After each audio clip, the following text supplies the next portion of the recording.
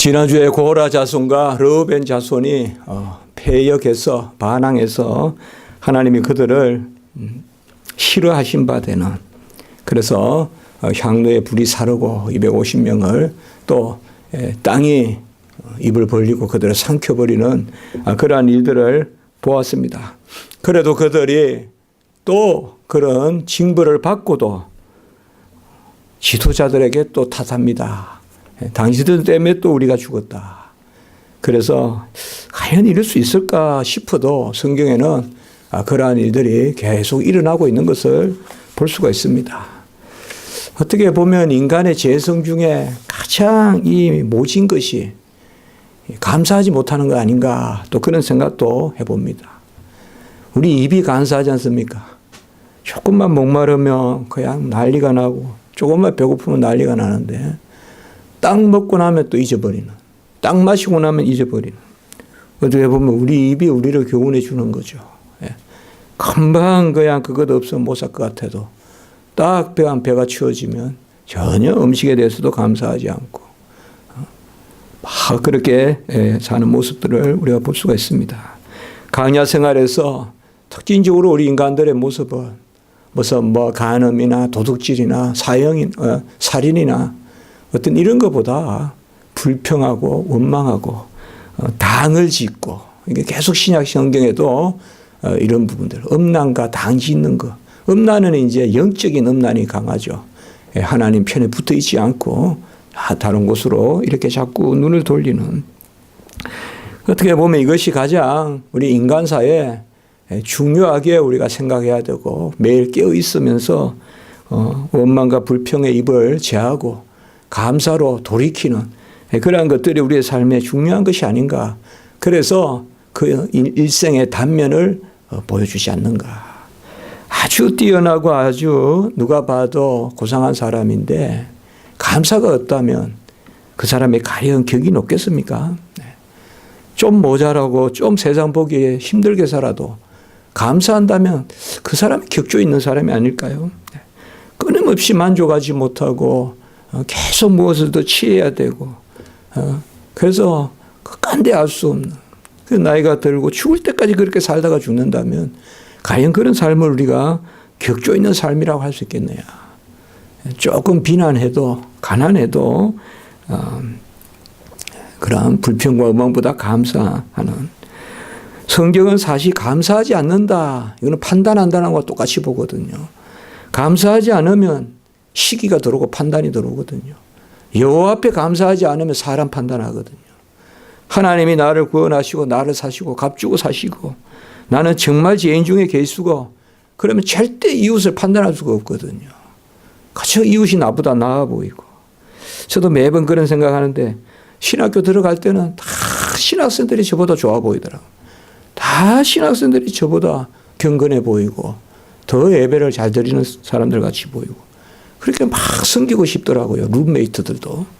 근데 어느 순간 저도 많은 경우에 그런 마음들을 잃어버리는 이제 그런 것을 보면서 우리 마음에 감사가 없으면 판단이 들어오고, 판단하는 것은 여호와께서 가장 싫어하는, 바로 판단하는 것이 여호와께 있으며 이마에 숲을 줄 테니까 원수를 직접 징계하지 말고 여호와께 맡겨라. 그런 말씀을 우리가 볼 수가 있습니다. 지난주에 3절과 7절에 보면 분수라는 말이 나옵니다. 분수라는 말이. 그러니까 이 패역한 이들이 바로 고라와 다단과 아비람, 온, 바로 이 레이자 후손과 이 르우벤 후손이 모세와 아론에게 대적할 때도 분수가 지나도다. 3절에. 그들이 말하는 또 분수는 뭡니까? 그리고 또 7절에 보면 이제 역으로 모세가 너희들이 분수에 지나치다.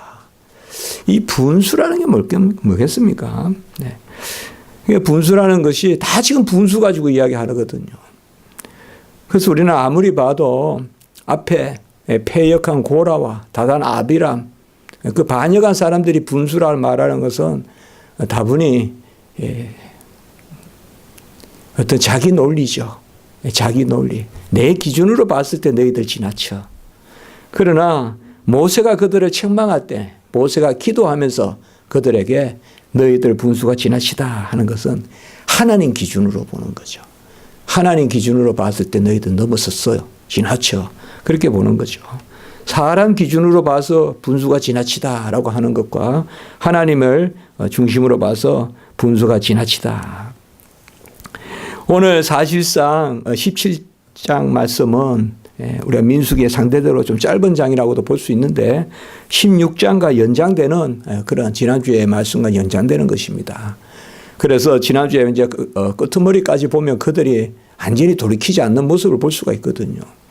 그런 가운데 이제 주님께서 오늘 여호와께서 12 그러한 지팡이를 취하라. 그래서 각각의 지파에서 한 지팡이 있을 그 머리가 바로 수령이 3절에 보면 수령이 그 머리란 말이거든요. 우두머리. 옛날에 우두머리라고 되어 있었는데 그 히브리어로 보면 머리란 뜻입니다. 그 수령이 그 로시라고 하는데 수령이 이제 하나씩 12지파에서 나오라.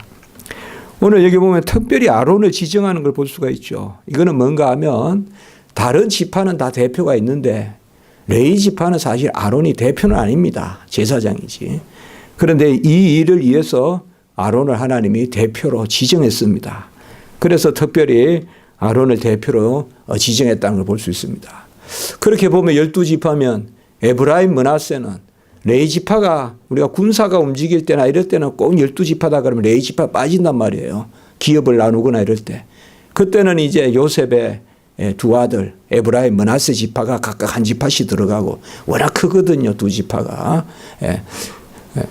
그럼 그리고 오늘 여기서는 이제 에브라임 므낫세를 한 지파로 보고 요셉 지파로 보고 레위 지파를 하나 넣어서 12지파의 그러한 머리 두령 수령들이 지팡이를 하나씩 가지고 나오라 이렇게 이야기합니다. 요새 뭐 우리는 지팡이를 들고 다니면 뭡니까? 좀 연약한 사람들. 그렇죠. 좀 걷기가 힘들거나. 뭐 한때 지팡이를 장신구로 또 들고 다닌 적도 있었던 것 같아요. 제가 어릴 때만 해도 꼭 걸음이 불편하지 않아도 소위 그냥 한가한 신사들 이런 데 지팡이 들고 다니는 모습들이 있어요. 시골서도 보면 그런 기억이 나요. 그런데 모자도 쓰고 말이에요. 그런데 사실상 이 이스라엘 백성들 지금 이 성경에 있어서의 지팡이는 어떤 모습일까요?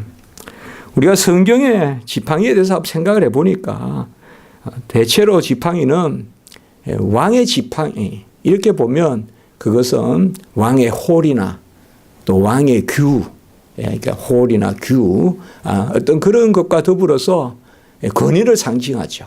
권위. 그리고 그 지팡이로부터 지시되는 어떤 통치권, 이런 것을 우리가 볼 수가 있어요.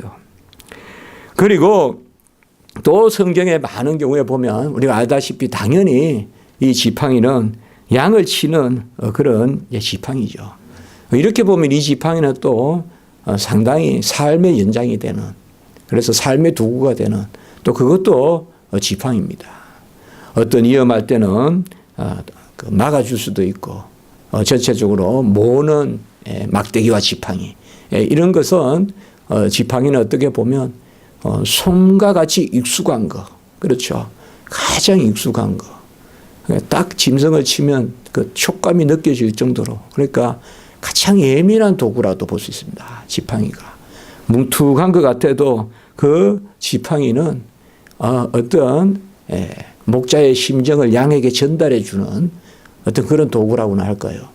그래서 사실상 손으로 양을 치지 않고 지팡이로, 막대기로 몰고 이러면 양은 그 막대기와 지팡이를 통하여 목자의 어떤 양들이 마음까지 읽을 수 없겠지만 그런 것을 느끼는. 그러니까 지팡이라는 것은 닳고 어제 막 가지를 꺾어서 만드는 것이 아니라 그 지팡이라는 것은 아주 손때가 묻고 어떻게 보면 내가 전적으로 거기에 쏠려 있는 그런 지팡이. 우리가 모세의 가 지팡이를 들고 있다 할 때 그런 지팡이 같은 것을 우리가 생각해 볼 수가 있습니다. 그렇게 보면 가장 중요한 도구입니다. 이 지팡이라는 것은. 그 겉옷에 못지않게 지팡이가 있어야. 그러니까 항상 강야 생활에서는 겉옷을, 통옷, 이 통옷이 없으면 낮에는 덥고 밤에는 또 춥고 이게 다 그 기능을 하잖아요. 그리고 지팡이라는 것이 항상 그렇게 사용되는 거. 그런 또 지팡이의 역할.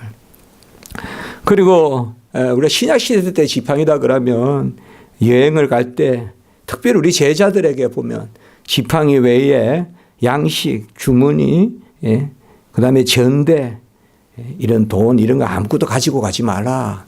그러니까 그때도 보면 그냥 지팡이 하나 들고 가라. 지팡이 하나 들고 가라. 그 지팡이 하나 들고 뭘 어떻게 하는가. 아마 또 짐승에 해치는 것도 맞고 또 어떤 자기 길의 피곤도 돋고 아마 그렇게 이 지팡이가 나옵니다. 왜 그 많은 것 중에 지팡이를 가져오라 했을까? 무슨 밥 먹는 밥그릇을 가져오라 할 때 해도 되고 가장 친근한데. 그러나 이 지팡이라는 것은 여러 가지로 의미가 있는 것입니다. 바로 어떻게 보면 가장 삶에 있어서 중요한 부분들이다. 그리고 길을 알려준다. 그리고 보호해준다. 그러니까 어떻게 보면 나에게 가장 중요한, 가장 귀하게 여기는 그 제1호가 바로 지팡이다.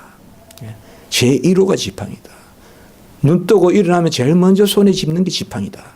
그런 것을 가지고 나오라. 이렇게 이야기하고 있습니다.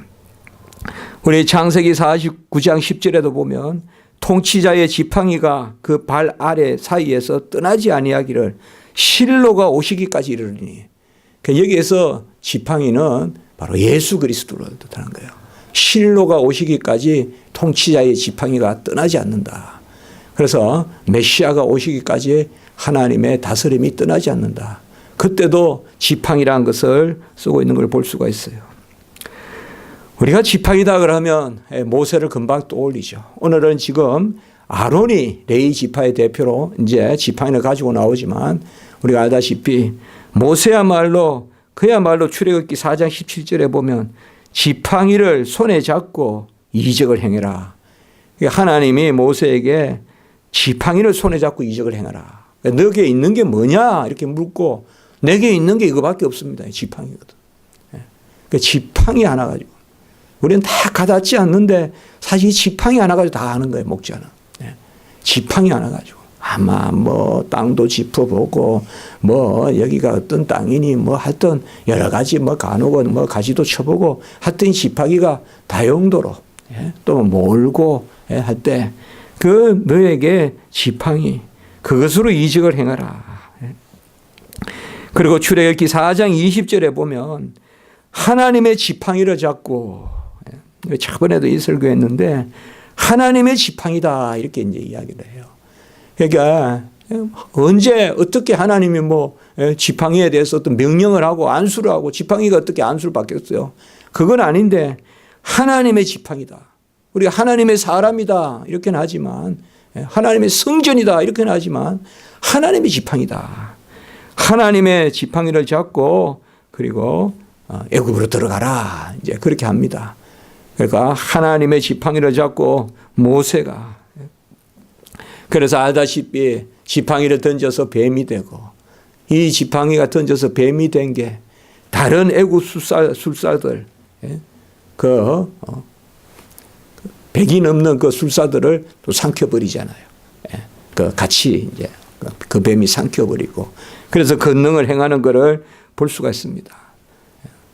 모세에게 손을 내밀어라 지팡이를 들고 그러면 하수 그 나일에 물이 피로 변하고 그리고 지팡이를 또 펴라 그러면 개구리가 올라오고 10가지 재앙할 때 또 지팡이로 이와 우방 메뚜기를 부르고 우리가 잘 알다시피 아말렉 전쟁 때는 지팡이를 들면 아론과 훌이 지팡이를 받쳐서 들면 그 아말렉을 이기고 아말렉은 잔인한 민족이잖아요. 아말렉을 이기고 지팡이가 내려오면 또 전쟁이 수세에 몰리고 그러니까 그때도 보면 출애굽기 17장 9절에도 보면 하나님의 지팡이다. 또 이렇게 나와요. 성경에 보면.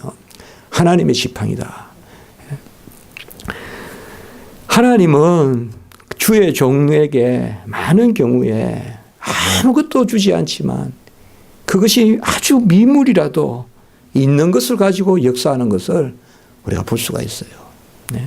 이게 있는 것이 무엇이냐? 오병이어의 기적도, 오병이어의 기적도 바로 가지고 있는 것을 가지고 하는 걸 볼 수가 있죠. 주의 종이 나아갈 때 하나님께서 특별히 주의 종이 어려움을 겪거나 또 주의 종이 지금 여기도 보면 숫에 몰려 있잖아요. 지금 모세와 아론이. 네. 지난주도 이야기했지만은 자기들도 거룩하다는 사람들이거든요. 교회에서 뭐 어렵고 이런 게 저 사람들은 뭐 아니에요. 신앙생활 잘하고 그리고 모든 게 원만해도 또 당을 지을 수가 있어요. 교회에서는. 항상 그럴 수 있는 거예요. 교회에서는. 특별히 보면 교회가 파로 나누어지고 할 때 보면 그 교회에 믿음 좋다는 사람들이 그럴 수도 있어요. 그 제가 지난주에 말씀을 드렸죠. 고라가 믿음이 없다고 생각해. 자기는 믿음이 좋다고 생각하는 거야. 믿음이 좋다고. 그래서 왜 저들만 하냐? 우리도 향로 들어보자 이거지. 우리도 향로 들어보자. 우리도 향로 받을 거다 하나님이. 하나님이 그냥 그 불로 삼키게 만드시. 그렇게 하지 않습니까? 바로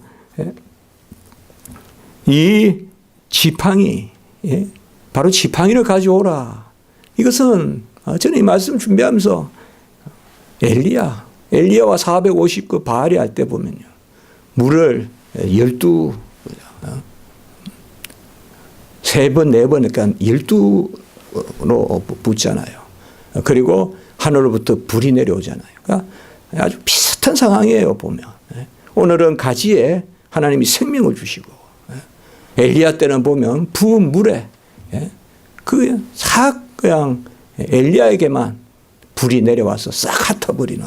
그래서 그것을 볼 수가 있습니다. 시편 23편 4절에 주의 지팡이와 막대기가 나를 안위한다. 여호와의 지팡이, 주의 지팡이. 오늘 12지파가 이제 지팡이를 가져왔다. 이거는 사람을 거기 세우지만은 바로 지팡이를 가지고 어디에 여왕강의 임재가 있는 지성소에 법궤 앞에 그 지팡이를 이제 두보라 이 말이에요. 그 지팡이. 그래서 하나님이 그것이 살아서 싹이 나면 그가 바로 내가 택한 종이다 이거예요. 그가 내가 바로 택한 종이다. 5절에 보면 내가 택한 자의 지팡이에는 싹이 나리니 이것으로 이스라엘 자손이 원망하는 말을 그치리라. 하나님이 택하고 나머지는 그때부터 입 다물으라 이거죠. 그 사람을 대표로 섬겨라 이거죠. 그래서 지팡이를 가지고 그 앞에 놓게 합니다. 그래서 12지파가 지팡이를 다 가지고 놓았는데 그 다음날 정거의 장막 앞 여호와 앞에 두었는데 바로 지성소의 여호와의 임재 그 증거계 앞에 두었는데 그 다음날 바로 그곳에서 8절에 보면 우미 돋고 순이 나고 꽃이 피어서 살구 열매가 열렸더라. 이게 무슨 어느 정도 시절을 쫓아서 이렇게 했다 그러면 죽은 나무라도 그럴 수 있겠거니. 간혹은 죽은 가지도 꼽으면 무슨 뿌리가 나온다. 우리가 보기에 그럴 수 있을지 몰라도 하루 만에 그것도 지팡이 어떤 지팡이입니까? 아까 말씀을 드렸죠. 딸띠 따른 지팡이란 말이에요. 딸띠 따른. 어제 꺾어가지고 만든 지팡이가 아니라 매일 들고 다니는 손때 묻은 반질반질한 그런 지팡이란 말이에요. 그 지팡이가 어떻게 보면 연륜이죠. 연륜이. 완전히 죽은 지팡이죠. 그 지팡이가 바로 하루 만에 그 지팡이에 우미 돋고 순이 나고, 우미 돋고 순이 나고, 그리고 꽃이 피고 살구 열매가 열었다.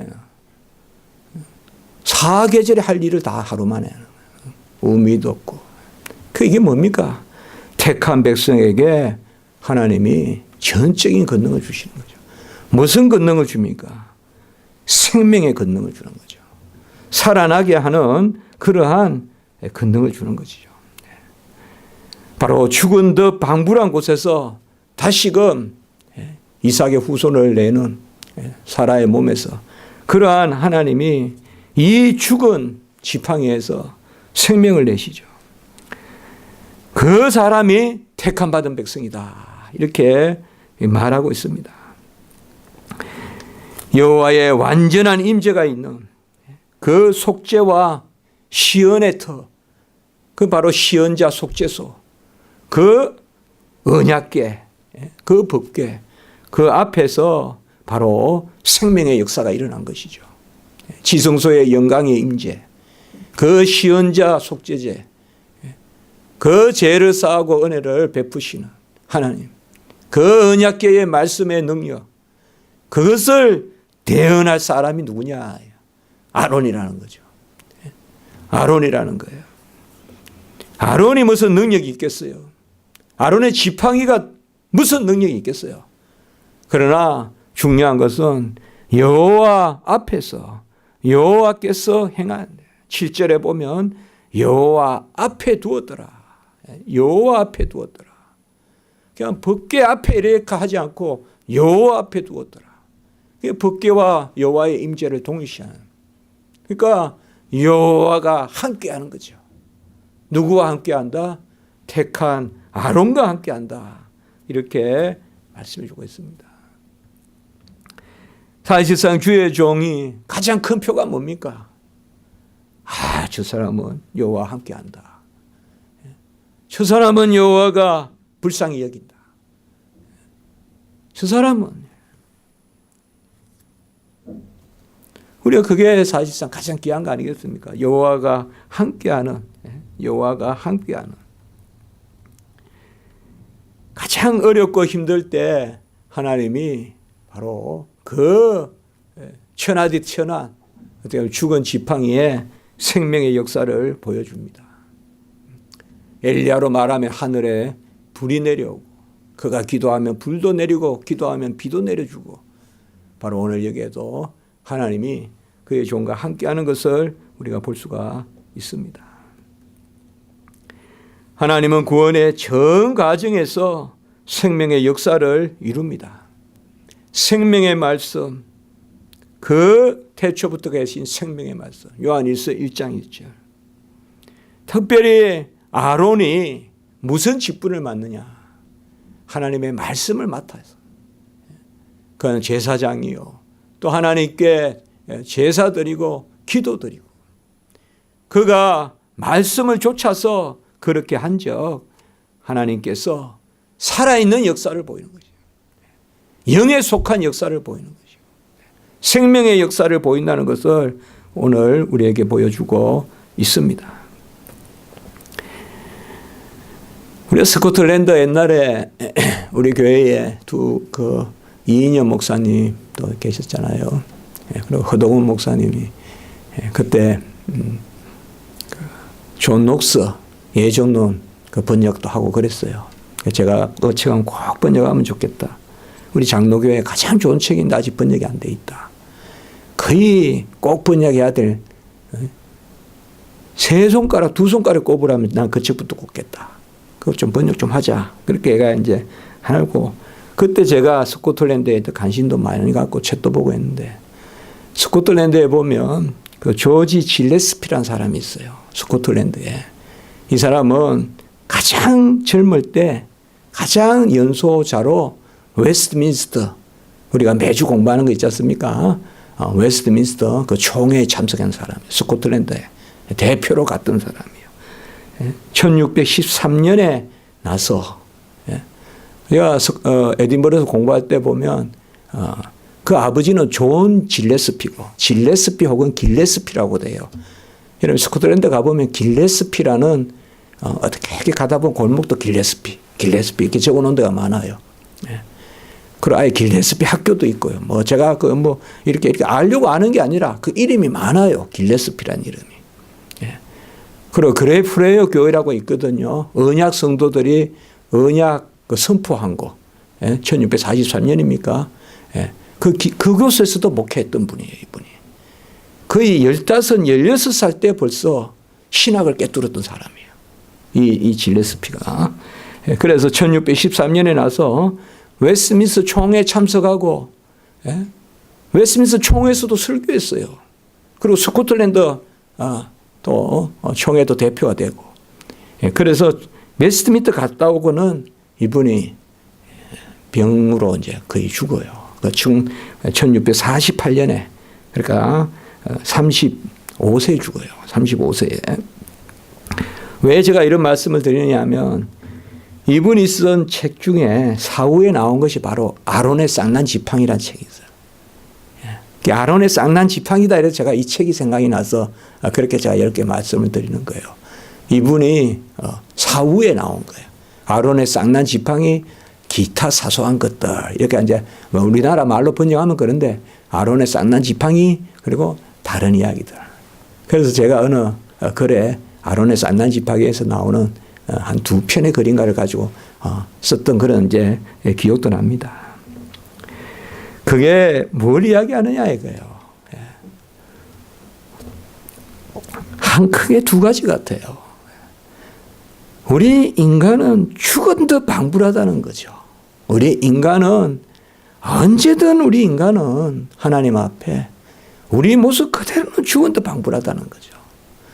그러나 하나님이 그 죽은듯 방불한 것을 들어서 생명의 역사를 이룬다는 거죠. 생명의 역사를. 어디 죽은 나무에서 우미 돋고 싹이 나고 꽃이 피고 열매가 맺습니까? 이 네 가지가 오늘 나오지 않습니까? 움도 돋고 그리고 순도 나고 꽃도 피고 열매도 맺고. 그래서 사실상 모든 생명의 역사가 죽은 듯 방불한 가운데 일어나는 거죠. 그래서 첫째는 뭐예요? 하나님이 함께 하시면 그 하나님이 함께하는 자에게 생명의 역사가 일어나는 거예요. 생명의 역사가 일어나는 거예요. 아무도 만세반석 같은 우리의 이 굳은 심령이 깨지고 말이죠. 여기서 반석이 생수같이 내 배에서 생수가 흘러 넘치고 죽은 듯 방불한 이 박토에서 음이 나고 순이 돋고 꽃이 피고 열매가 맺는 이것이 바로 이거 설교예요. 질레스피 아론의 쌍난 지팡이. 두 번째는 뭡니까? 지팡이입니다.